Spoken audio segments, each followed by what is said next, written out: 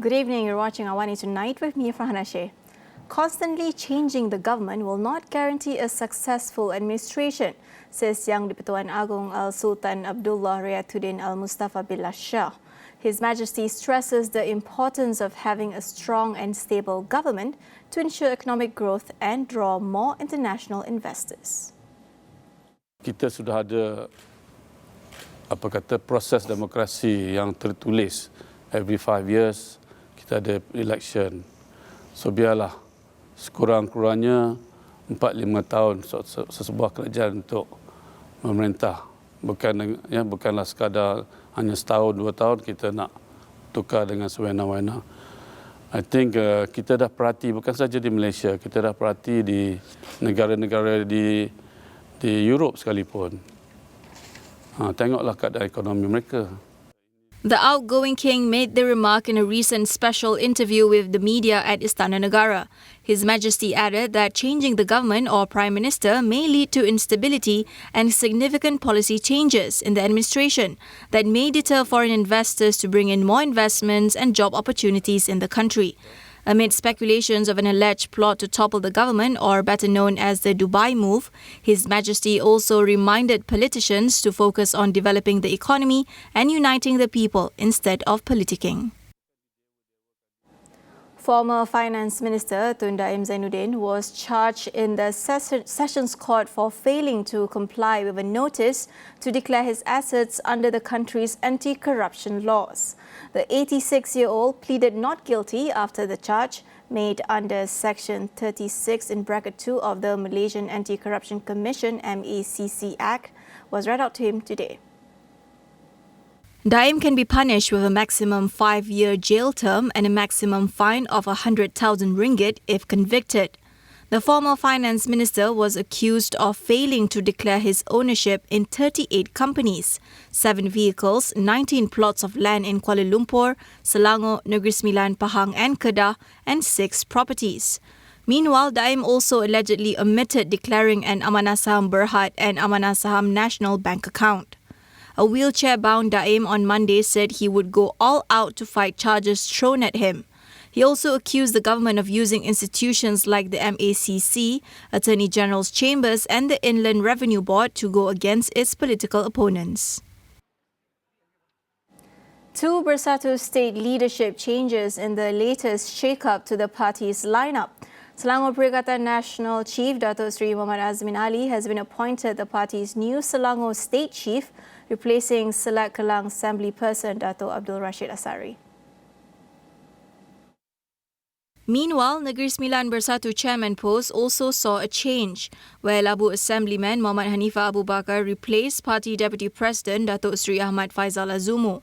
Party Secretary General Datuk Seri Hamzah Zainuddin made the announcement via a statement after a special meeting between the Bersatu Supreme Council members held last night. Other than that, Hamzah also announced that Bersatu will amend its constitution to ensure that its elected representatives toe the party line. He added that the party's Supreme Council also agreed to take legal action against any elected representatives who have betrayed the party in order for their seats to be vacated. The move comes following declarations of support for Prime Minister Datuk Seri Anwar Ibrahim by 6 Bersatu MPs without violating anti-hopping laws. On January 24th, Tanjung Karang MP Dr. Zulkafli Hanapi pledged his support for Anwar, becoming the 6th MP from Bersatu to do so in recent months. The government recently launched AI Untuk Rakyat, a self-learning platform that provides a basic understanding of artificial intelligence. Will the initiative achieve its goal of accelerating digital literacy among Malaysians? Professor Dr. Aznul Khalid, Deputy Director of UM's Centre for Innovation and Enterprise, weighs in. When you talk about AI in Malaysia, it is something that is often talked about, but it is kind of something that is like rather mythical. A lot of people think about AI and talk about AI, but if you ask the general public, a lot of people don't actually understand about AI. So this initiative, AI Untuk Rakyat, is definitely something that is, considered needed at this point.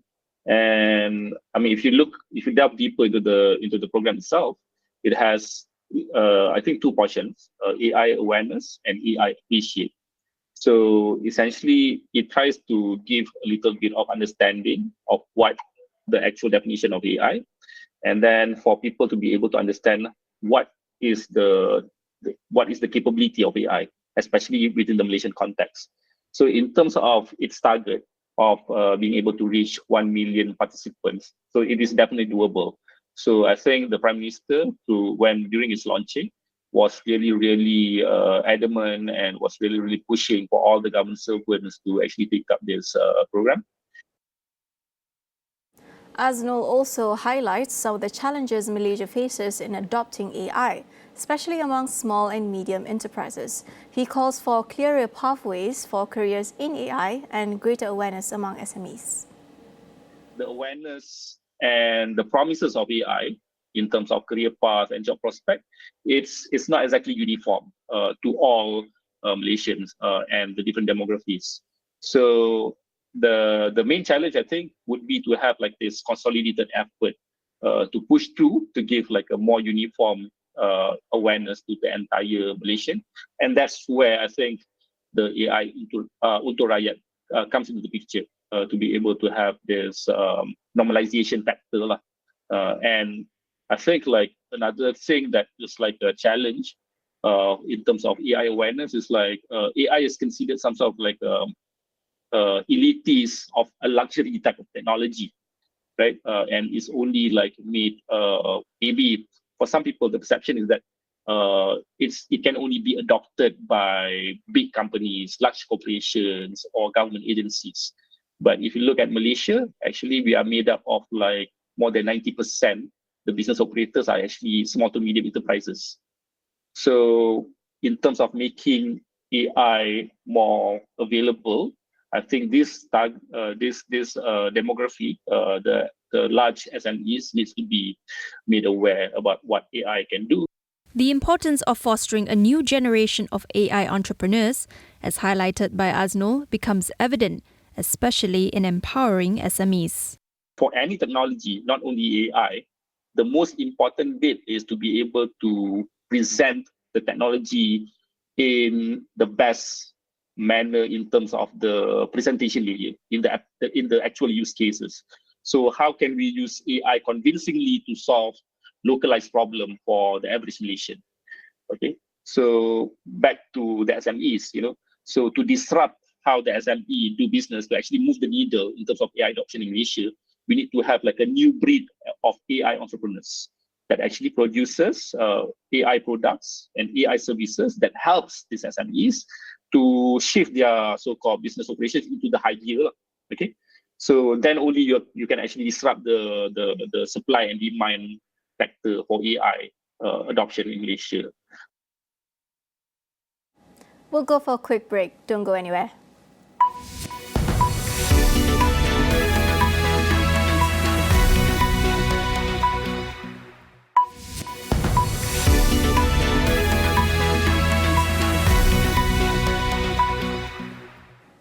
Welcome back. Iran has denied involvement in a drone attack in northeastern Jordan that killed 3 U.S. military personnel and injured dozens of others. Foreign Ministry spokesperson Nasser Kanani says the continuation of U.S. strikes on Syria and Iraq, as well as the war in Gaza, will only intensify a cycle of instability in the region. However, a group calling itself the Islamic Resistance in Iraq claimed responsibility for the drone attack. U.S. President Joe Biden had blamed Iranian-backed groups for the attack on the U.S. military base near Jordan's border with Syria and vowed to respond. Kanani argued that resistant groups do not take orders from the Islamic Republic. Earlier, Iran's mission to the United Nations issued a statement claiming that Iran has no connection and nothing to do with the attack, which it blamed on conflict between U.S. forces and resistance groups in the region. The drone strike on Tower 22, a logistics support base, marked the first loss of American life to enemy fire since Israel's war on Gaza began on October 7th.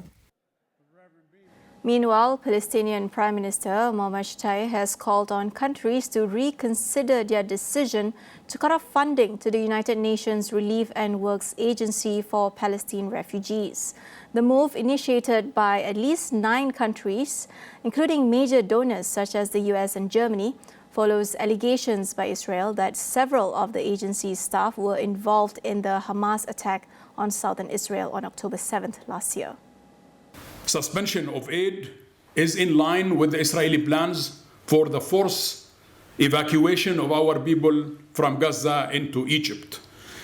The suspension of aid comes at the most difficult times, at a time when the International Court of Justice has called for an immediate supply and increase supplies and international aid into Gaza. UNRWA provide aid for 1.7 million Palestinians in Gaza. UNRWA, with 13,000 staff, is the main organization assisting the people of Gaza in the midst of a humanitarian disaster.